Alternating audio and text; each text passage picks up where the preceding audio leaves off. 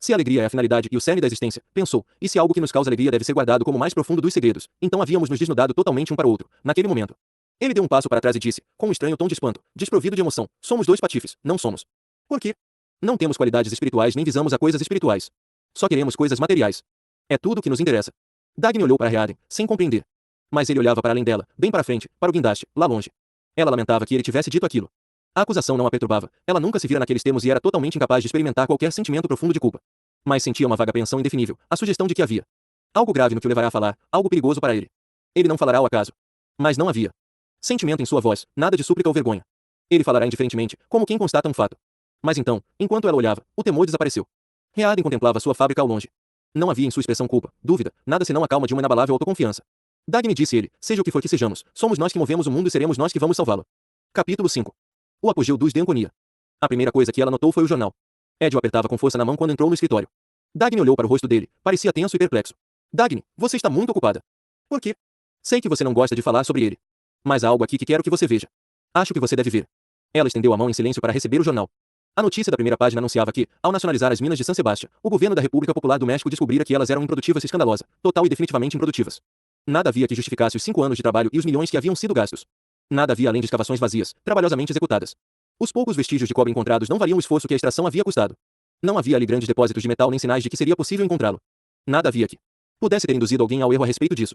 O governo mexicano estava realizando reuniões de emergência para discutir a descoberta, em meio a uma onda de indignação. Sentia que havia sido trapaceado. Ao observá-la, Ed percebeu que ela continuava olhando para o jornal muito depois de ter terminado de ler a notícia. Então não foi injustificada a sensação de medo que ele experimentara ao ler a notícia, ainda que não soubesse exatamente o que a causará. Esperou. Dagny ergueu a cabeça. Não olhou para ele. Tinha os olhos fixos, concentrados como se tentasse ver alguma coisa muito distante. Ele disse, em voz baixa, Francisco não é nenhum idiota. Seja o que for, por pior a degradação a que ele se entregou e já desisti de tentar entender por que, ele não é um idiota. Não teria cometido um erro desses. Não é possível. Não posso compreender. Estou começando a compreender. Ela se levantou bruscamente, impelida por um frêmito que lhe percorreu o corpo, como um arrepio. Disse, telefone para ele no Wayne Falkland e diga ao calhota que quero vê-lo. Dagny ele disse com tristeza, em tom de censura, é frisco. Deanconia. Era.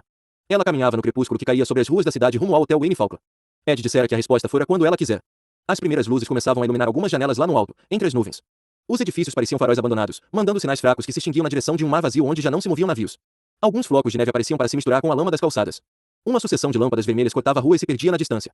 Ela perguntava a si mesma porque tinha a impressão de que desejava correr não, porém, naquela rua, mas sim por uma verde encosta de montanha, ao sol de verão, pela estrada que magiava o rio Hudson, perto da propriedade do Stargata. Era assim que ela corria quando Ed gritava, é frisco Deanconia, e ambos voavam montanha abaixo para encontrar o carro que se aproximava pela estrada. Ele era o único convidado cuja chegada era um acontecimento na infância deles, o maior de todos os acontecimentos possíveis. A corrida para o encontrar virara uma verdadeira competição entre os três. Havia um álamo na encosta do monte, a meio caminho entre a estrada e a casa. Dagny e Ed tentavam correr até além da árvore antes que Francisco, correndo, chegasse lá para encontrá-los. Em cada uma de suas numerosas chegadas em todos aqueles inúmeros verões, jamais haviam conseguido. Francisco chegava antes e interrompia a corrida deles. Ele ganhava sempre, do mesmo modo como sempre ganhava tudo o que disputava. Os pais eram velhos amigos da família Taggart. Filho único, ele era educado em vários lugares do mundo. Seu pai, segundo diziam, queria que ele encarasse o mundo como seu futuro território. Dagny e Ed nunca tinham certeza de onde ele passaria o inverno, mas, uma vez por ano, em cada verão, um austero tutor sul-americano trazia para passar um mês na propriedade dos Taggart. Francisco considerava natural que as crianças da família Taggart houvessem sido escolhidas para sua companhia, eram as herdeiras da Taggart Transcontinental, como ele era da cobre Deanconia. Representamos a única aristocracia que existe no mundo, a aristocracia do dinheiro, dissera ele a Dagny certa vez, aos 14 anos. É a única aristocracia verdadeira, se é que as pessoas sabem o que isso significa, e não sabem. Ele tinha um sistema de castas todo seu, para ele, as crianças da família Taggart não eram Jim e Dagny, mas Dagny e Ed. Ele raramente se dava conta da existência de Jim. Uma vez Ed lhe perguntou, Francisco, você é uma pessoa de muita nobreza, não é? E ele responderá, ainda não. A razão de minha família durar tanto é que a nenhum de nós jamais foi permitido se considerar um Deanconia de nascença. Nós não nascemos, nós nos tornamos Deanconia. Ele pronunciava o nome como se achasse que os seus ouvintes, sendo atingidos no rosto por ele, se sagrassem cavaleiros desse modo. Sebastião Deanconia, seu ancestral, tinha deixado a Espanha muitos séculos atrás, no tempo em que a Espanha era o mais poderoso país do mundo e tinha nele uma de suas figuras mais orgulhosas. Ele partirá porque o inquisidor não aprovava suas ideias e sugerira, num banquete da corte, que ele abrisse mão delas. Sebastião Deanconia esvaziou sua taça de vinho na cara do inquisidor e escapou antes de ser capturado. Deixou para trás sua fortuna e propriedade, seu palácio de mármore e a mulher que amava e se fez ao mar, rumo a um novo mundo.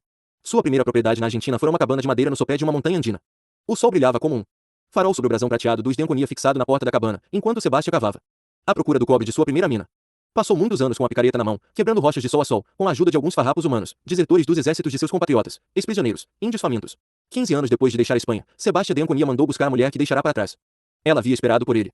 Quando ela chegou, o brasão já estava na entrada de um palácio de mármore, numa grande propriedade com amplos jardins, cercada de montanhas repletas de riscos vermelhos, as escavações das minas de cobre. Ele cruzou a soleira da porta de entrada carregando-a nos braços. Parecia mais moço do que da última vez em que ela o vira. Meus ancestrais e os de vocês teriam gostado uns dos outros, disse Francisco a Dagny, certa vez.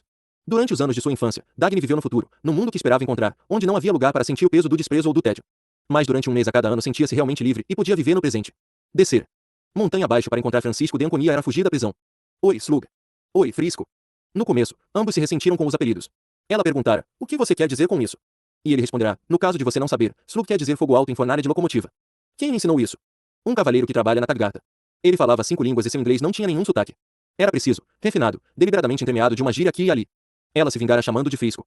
Ele sorrira, entre divertido e contrariado. Se vocês, seus bárbaros, são capazes de estragar o nome de uma de suas maiores cidades, podiam ao menos evitar fazê-lo comigo. Mas ambos acabaram por se acostumar com os apelidos. Começara no segundo verão que passavam juntos, quando ele tinha 12 anos e ela, 10. Naquele verão, Francisco começou a desaparecer todas as manhãs, com algum propósito que ninguém conseguia descobrir. Saía de bicicleta antes do nascer do sol e voltava a tempo para sentar.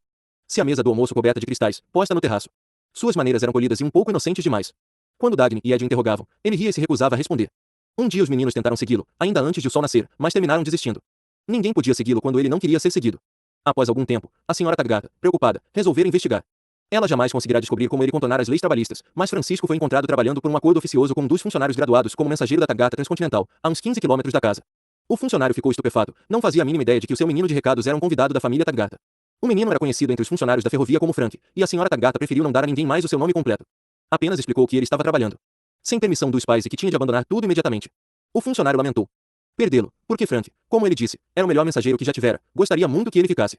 Será que não dá para fazer um acordo com os pais dele? Infelizmente, não disse a senhora Tadgarta, sem graça. Quando chegaram a casa, ela disse, Francisco, que diria seu pai disso tudo, se viesse a saber?